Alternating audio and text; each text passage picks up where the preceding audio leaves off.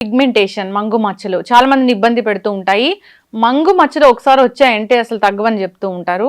So ఏదో పైపైన lightning creams రాయడం వల్ల అప్పటికప్పుడు రిలీఫ్ మాత్రమే ఉంటుంది, లైట్ అవుతూ ఉంటాయి, కానీ మళ్ళీ యథాస్థాయికి వస్తాయి ఎప్పుడైతే మనం మానేస్తామో. అయితే దీనికి న్యాచురోపతి వైద్య విధానంలో చాలా చక్కటి ట్రీట్మెంటే ఉంది. వివరాలు తెలుసుకుందాం. ఈరోజు మనతో పాటు ఉన్నారు ప్రముఖ న్యాచురోపతి వైద్యులు డాక్టర్ జ్యోత్స్న పులిపాటి గారు. మేడం నమస్తే అండి. నమస్తే అండి. మ్యామ్, చూస్తే కనుక ఈ మంగు మచ్చలు చాలా మందిని ఇబ్బంది పెడుతుంటాయి. పిగ్మెంటేషన్ వన్స్ వచ్చిందంటే దానికి చాలా చాలా కారణాలు ఉన్నాయి, ఇది పోవు అని చెప్తుంటారు. కానీ మీరేమంటారంటే రకరకాల థెరపీస్ ఉన్నాయి, న్యాచురోపతి వైద్య విధానంలో దీన్ని పూర్తిగా తగ్గించవచ్చు అన్నారు. అసలు ఎందుకు వస్తాయి, ఎలా తగ్గించుకోవాలి, న్యాచురోపతి దీని గురించి ఏం చెప్తుంది? సో మంగు మచ్చలు అండి యూజువల్గా మనకి ఆడవాళ్ళు ఆఫ్టర్ 30s లేకపోతే ఎస్పెషల్లీ ప్రెగ్నెన్సీ డెలివరీ టైంలో మనం చూస్తాము. లేదు అని అంటే మెనోపాజల్ ఫేజ్లో చూస్తూ ఉంటాం అనమాట. సో ఈ మంగు మచ్చల్ని మెలాస్మా అంటాము. ఎస్పెషల్లీ బ్రౌనిష్ బ్లాకిష్ స్పాట్స్ మనకి ఈ ఏరియాలో వస్తాయి. తర్వాత కొంచెం కొంచెం ఐబ్రోస్ పైన ఇలా చిన్నగా స్టార్ట్ అయ్యి మెల్లగా స్ప్రెడ్ అవుతూ ఉంటాయి మంగు మచ్చలు.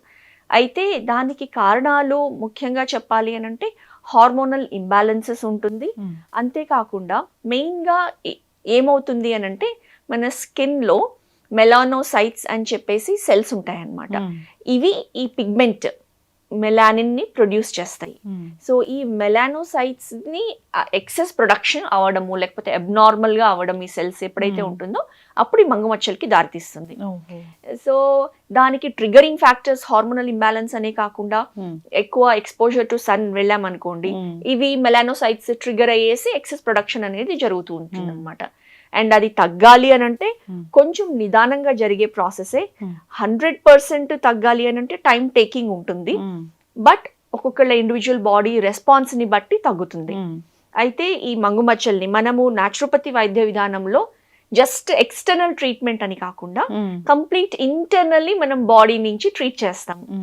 సో ఇంటర్నల్లీ మనం చేయాల్సి ఉంటుంది న్యాచురోపతి విధానంలో ప్రాపర్ డీటాక్సిఫికేషన్. సో అది డైటరీ మేనేజ్మెంట్తో ఎటువంటి డయట్ తీసుకొని క్లెన్జింగ్ డయట్ అనేది తీసుకోవాల్సి ఉంటుంది అనమాట. సో దానికి స్పెసిఫిక్గా diet therapy like fasting therapy నుంచి liquid diet, juice therapy, and ముఖ్యంగా ఇందులో పనిచేసేది విటమిన్ సి. సో ఈ విటమిన్ సిలో వచ్చేసి కొన్ని ఎంజైమ్స్ ఏవైతే ఉంటాయో అవి ఈ మెలానిన్ ప్రొడక్షన్ సైకిల్ని బ్రేక్ చేస్తాయి అన్నమాట. ఓకే.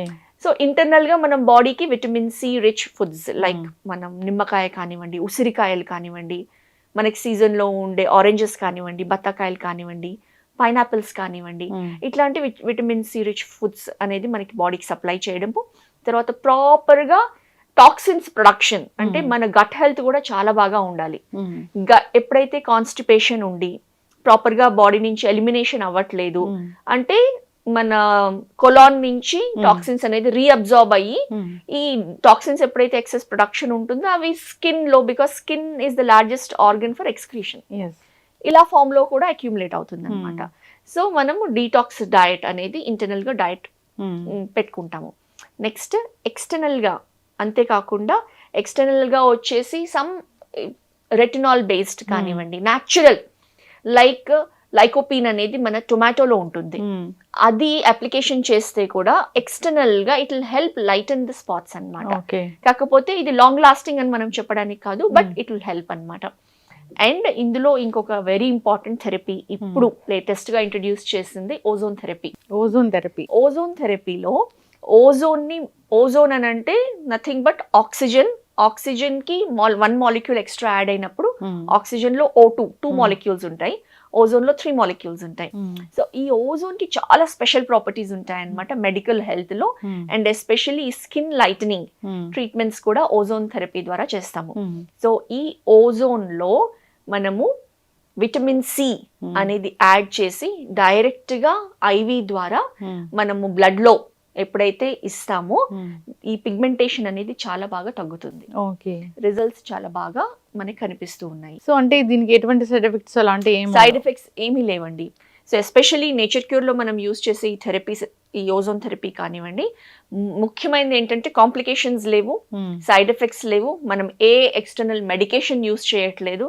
కాబట్టి మన బాడీ హీలింగ్ సిస్టమ్, మన బాడీలో ఉన్న టాక్సిన్స్ని ఎలిమినేట్ చేయడము, అండ్ ఈ ఓజోన్ ప్రత్యేకత ఏంటంటే ప్రతి సెల్లోకి వెళ్తుంది.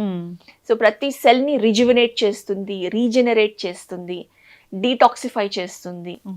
సో దాంతో ఇంటర్నల్ గా మనకి రిజల్ట్ ప్రొడ్యూస్ చేస్తుంది. చాలా చక్కగా చెప్పారు. చాలా మంది కూడా రకరకాల లైట్నింగ్ క్రీమ్స్ అనేవి వాడుతూ ఉంటారు.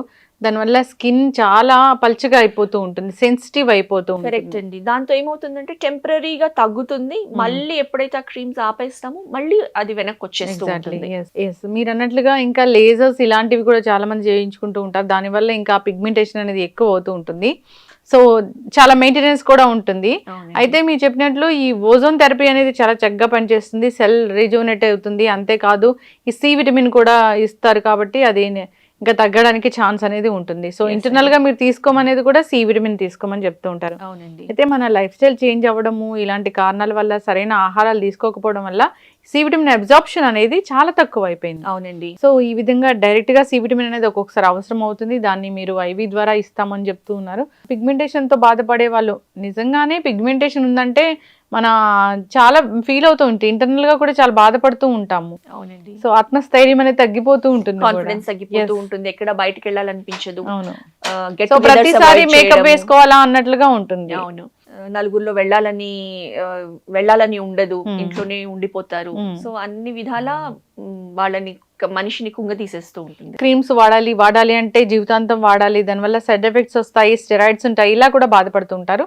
ఒకసారి అలాంటి వాళ్ళు కాంటాక్ట్ చేయాలని కోరుకుందాం. చాలా చక్కటి ఇన్ఫర్మేషన్ మ్యామ్, ధన్యవాదాలు. నమస్తే అండి.